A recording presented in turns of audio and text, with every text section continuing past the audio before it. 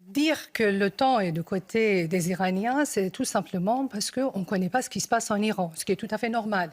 Le pays, ça fait plus de 50 jours qu'il est fermé, il n'y a pas de contact. La seule chose que les Occidentaux, nous recevons, ce sont les propagandes de la République islamique. Et on prend la propagande de la République islamique comme argent comptant.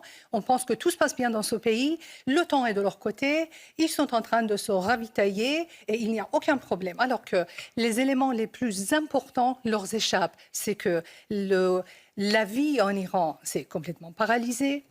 La situation de blocus maritime est complètement en contre-faveur, en défaveur de la République islamique, tout simplement parce que la République islamique n'a pas la capacité de stockage de son pétrole. Chaque jour qui passe, il y a du pétrole qui sort et ils n'ont pas la possibilité de le faire sortir de ce pays. Alors, on a dit, juste le jour de blocus, le premier jour de blocus maritime, ils ont dit qu'ils avaient 15 jours de stockage. Aujourd'hui, on est à 10e jour. Plusieurs bateaux, plus de 28 bateaux pétroliers ont été retournés vers l'Iran, n'ont pas eu la possibilité de sortir. Alors on se demande, dans les jours à venir, comment les Iraniens vont stocker leur pétrole. Alors, est-ce qu'ils ont l'intention de le déverser dans la mer pour se débarrasser? Parce qu'on sait très bien, une puits de pétrole n'est pas une puits d'eau.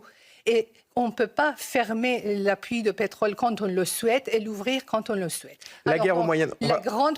Le grand problème des Iraniens qui fait que la parole qui vient d'être dite sont fausses, archi-fausses, c'est que les Iraniens n'ont pas le temps.